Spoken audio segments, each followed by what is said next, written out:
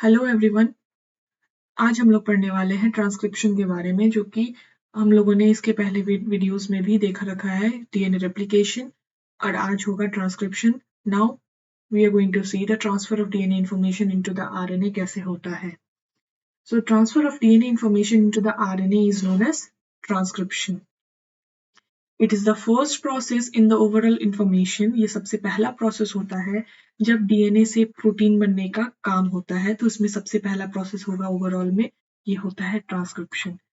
Transcription में जो base pairing होती है उसमें ये 4 नाइट्रोजनस बेसिस होते हैं, जैसे कि देख पा रहे हैं आप। एडेनिन पेयर अप करेगा with uracil, guanine with cytosine, cytosine with guanine and uracil with adenine. इसमें थाइमिन प्रेजेंट नहीं होता, थाइमिन प्रेजेंट होता है डीएनए में। और ये जब आरएनए की बात करेंगे तो थाइमिन की जगह पे यूरेसिल आ जाएगा। एक स्ट्रैंड ऑफ डीएनए जो है वो एमआरएनए यहाँ पे बनाने की मदद करेगा। जैसे कि हम लोग अगर टाइप्स ऑफ आरएनए देखें, टाइप्स ऑफ आरएनए को देखेंगे तो आरआरएनए, एमआरएनए और टीआरएनए, 3 तरह के आरएनए होते हैं। RRNA ribosomal RNA, mRNA messenger RNA, tRNA transfer RNA. Ribosomal RNA जो है वो न्यूक्लियोलस में बनता है और आरएनए पॉलीमरेज 1 एंजाइम से बनता है। वहीं एमआरएनए की बात करें तो ये न्यूक्लियोप्लाज्म में बनता है, और इसको बनाने में मदद करते हैं आरएनए पॉलीमरेज 2।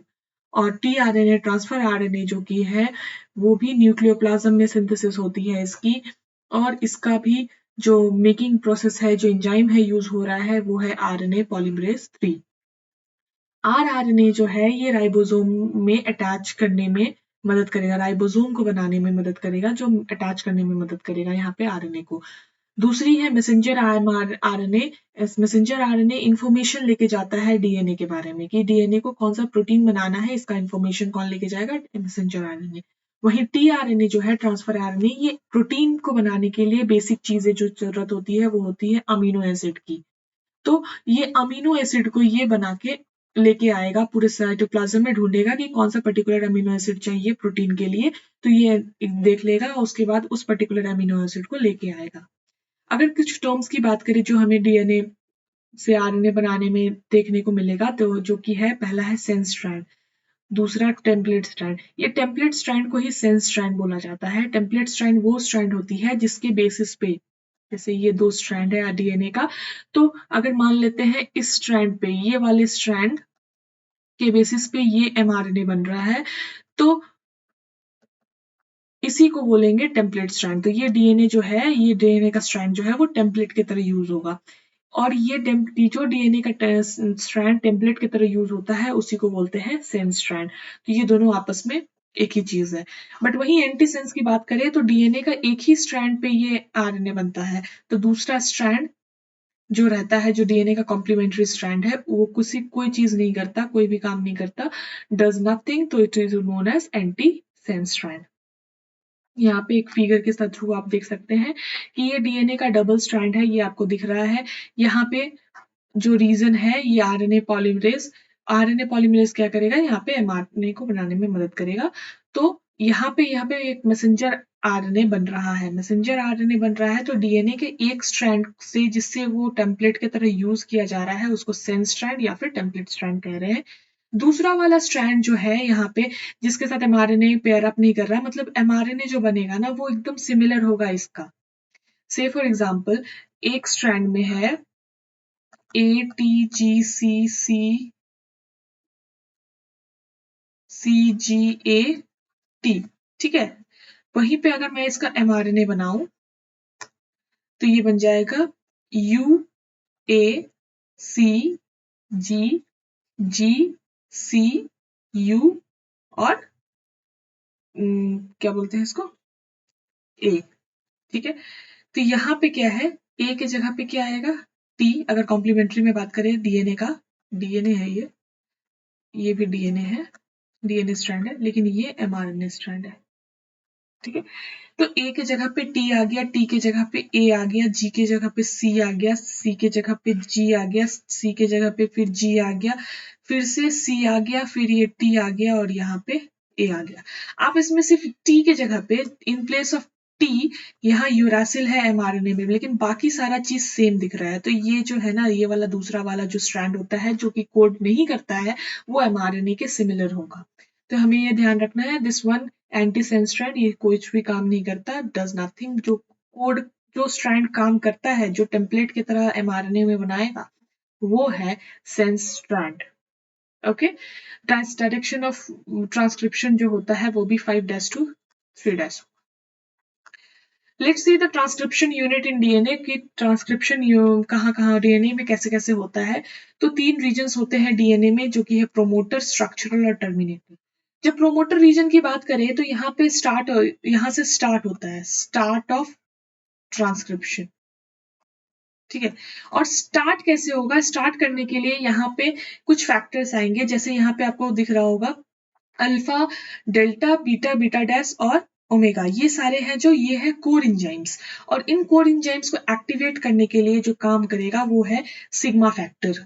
क्या आएगा? वो है सिग्मा फैक्टर। ये सिग्मा फैक्टर जब तक नहीं आता है तब तक ये कोर इंजाइम्स एक्टिवेट नहीं होते हैं और ये प्रोमोटर काम करना शुरू नहीं करेगा। जब ये सिग्मा फैक्टर आ गया तो ये काम करना शुरू कर देगा और यहाँ से अब ट्रांसक्रिप्शन साइट हो जाएगा, ट्रांसक्रिप्शन स्टार्ट हो जाएगा। ये बीच की जो साइट है जो आप देख पा रहे हैं, ये डीएनए के जो बीच का साइट है, this is known as structural gene. ये स्ट्रक्चरल जीन में क्या होता है कि स्ट्रक्चरल जीन का एक स्ट्रैंड टेम्पलेट स्ट्रैंड की तरह काम करेगा। अभी हम लोग ने वापस से देखा था यहाँ पे टेम्पलेट स्ट्रैंड का मतलब क्या होता है। तो टेम्पलेट स्ट्रैंड यानी कि वो स्ट्रैंड जिसपे एमआरएनए बन रहा है, डीएनए का वो स्ट्रैंड जिसपे एमआरएनए बन रहा है। तो यहाँ पे स्ट्रक्चरल जीन का एक स्ट्रैंड जो है वो टेम्पलेट स्ट्रैंड है, तो इस पे एमआरएनए बनेगा। दूसरा स्ट्रैंड जिसपे एमआरएनए नहीं बनता है, जो कुछ भी काम नहीं करता है, वो है कोडिंग स्ट्रैंड। इसको आप एंटी सेंस स्ट्रैंड भी बोल सकते हैं।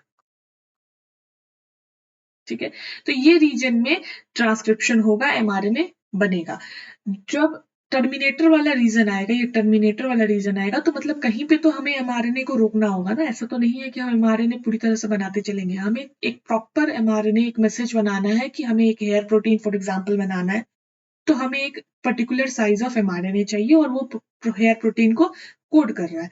तो हमें यहाँ पे उसको रोकना भी है। हमें जब उसको रोकना है तो हमें ये पता होना चाहिए कि हमें कहाँ पे इसको रोकना है, तो उसके लिए आता है रो फैक्टर। रो फैक्टर जैसे ही आएगा तो आरएनए पॉलीमरेज को यहाँ से लेके आउट हो जाएगा। Remove RNA polymerase. ठीक है, यहाँ पे एक चीज ध्यान रखना है, जो सिग्मा फैक्टर है जैसे वो स्टार्ट कर देता है यहाँ पे आरएनए पॉलीमरेज से जो ट्रांसक्रिप्शन है वो स्टार्ट हो जाता है, वैसे ही तो यहाँ पे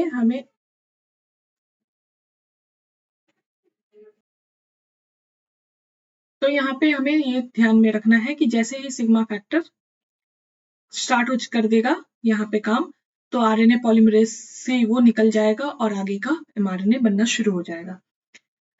सो lastly DNA dependent RNA polymerase, ये याद रखना है जो एंजाइम है जो आरएनए बनाती है कि क्या है, डीएनए पे डिपेंड करके आरएनए पॉलीमरेज बना रहा है, मतलब आरएनए बन रहा है, सिंथेसिस ऑफ आरएनए हो रहा है। तो ये डीएनए डिपेंडेंट आरएनए पॉलीमरेज ये एंजाइम है जो कैटालाइज करेगा polymerisation in only one direction, मतलब एक ही डायरेक्शन पे, बाय डायरेक्शनल नहीं है।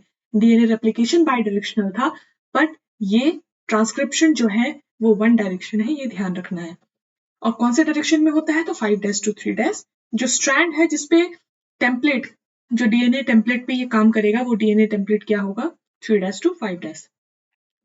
जो प्रोमोटर है वो promoter 5' of end of structural gene, यहाँ पे आप देख पा रहे हैं ये स्ट्रक्चरल जीन है, तो ये 5' एंड पे लगा रहता है। और जो टर्मिनेटर है वो कोडिंग स्ट्रैंड के 3' एंड पे लगा रहेगा। So that was it for the transcription. यहाँ पे ट्रांसक्रिप्शन लास्ट में जैसे एमआरएनए बनेगा वो डिटैच हो जाएगा, और रो फैक्टर आते ही वो डिटैच हो जाएगा और वो चला जाके वो अटैच हो जाएगा राइबोसोम के साथ। सो आरएनए detach